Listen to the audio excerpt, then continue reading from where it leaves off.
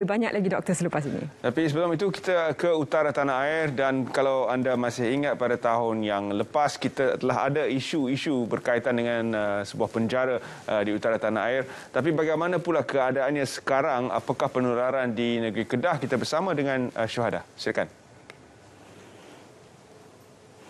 Ya, baik, Leha dan Terence, izinkan saya untuk ambil ruang ini seketika untuk berkongsi dengan penonton Selamat Pagi Malaysia berkenaan status terkini jangkitan COVID-19 di Kedah.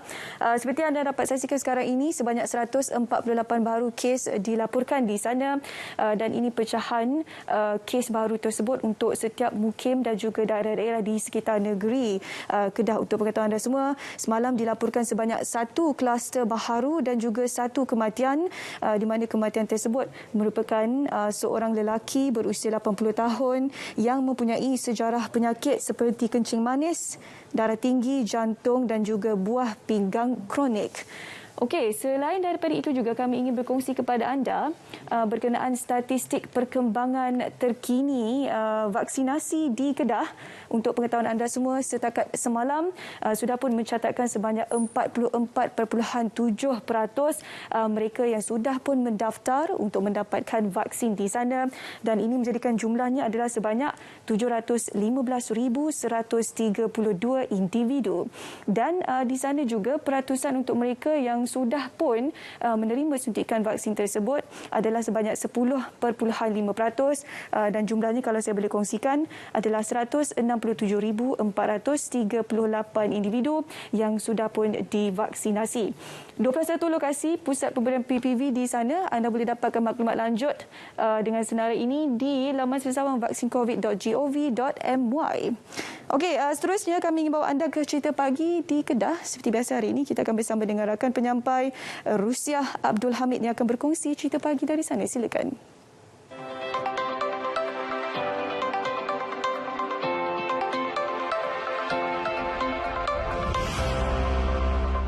Terima kasih Angkasa Puri.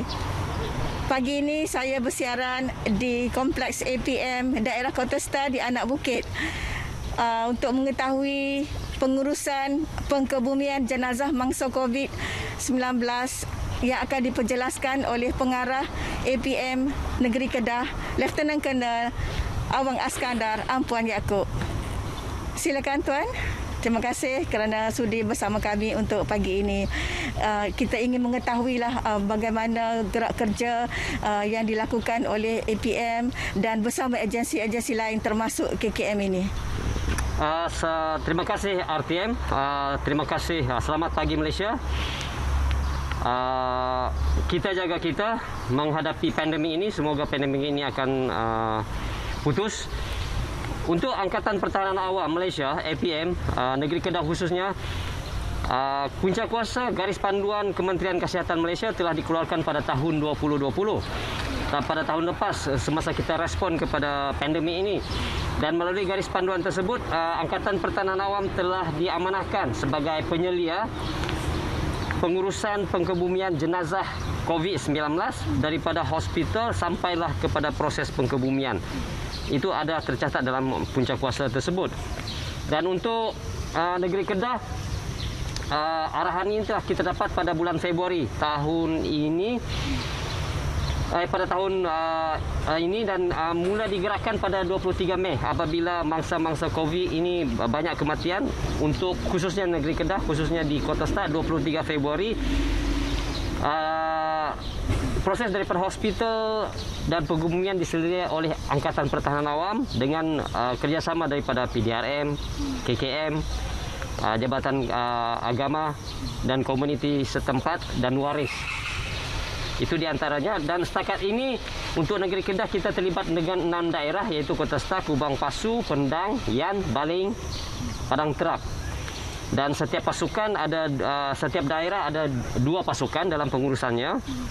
Dan kalau update pada hari ini, semalam ada 3 kes dan pengkebumian ada di Baling, Kubang Pasu dan Kontesta. Dan kumulatif untuk pengurusan jenazah di Negeri Kedah ini adalah 42 kes setakat ini. Dan jumlah petugas yang kita terlibat ialah 50 orang dan beberapa aset dan peralatan. Dan gerak kerja untuk proses pengurusan jenazah pengkebumian COVID-19 ini, kita pada awalnya kita buat aktiviti kecergasan, kita membuat pemeriksaan peralatan dan pemakluman daripada, kita tunggu pemakluman daripada hospital, dan akhirnya pegawai kita akan memberi taklimat kepada petugas sebelum pergi ke tempat pengkebumian, dan selepas itu kita bergerak ke tempat pengkebumian. Seterusnya kita akan proses memakai PPE. Ini pun mengambil masa yang agak panjang, dan seterusnya kita akan membuat proses pengkebumian. Biasanya mengambil masa 3 hingga 4 jam lah, sebab kita menjalankan proses SOP yang ketat. Ya, Tuan. Maknanya anggota APM ni sentiasa bersiap siaga menghadapi sebarang kemungkinan, termasuk pengurusan ni lah.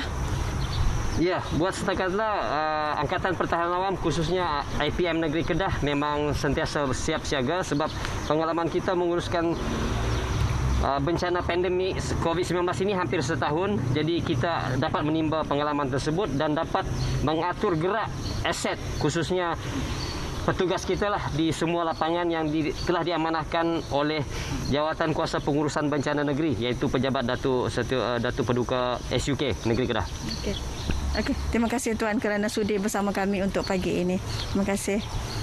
Dan kita ingin mengetahui pengalaman kru yang bertugas dalam pengurusan jenazah ini, iaitu Kapten Pertahanan Awam Muhammad Zain Bahrom. Terima kasih Tuan.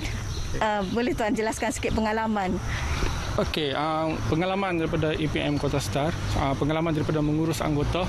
First, pertama kalinya kita ni adalah kita tak pernah buat. So apabila kita tak pernah buat ni, macam saya untuk menguruskan anggota, kita kena dapatkan anggota yang ready untuk bersedia untuk contoh untuk memakai PPE dan dari segi sihat daripada tubuh badan, sihat dan bersedia untuk dari segi fizikal dan mental. So apabila saya dapat anggota-anggota ini, so anggota-anggota inilah yang bersemangat untuk orang kata apa, fardu kifayah untuk menjalankan tugas. Ya, terima kasih Tuan kerana bersama kami untuk pagi ini. Itu saja lintas langsung cerita pagi Selamat Pagi Malaysia untuk kali ini dari Kedah. Pergi ke kubur naik lori. Lori datang dari Miri. Kembali ke Angkasa Puri minggu depan. Jumpa lagi.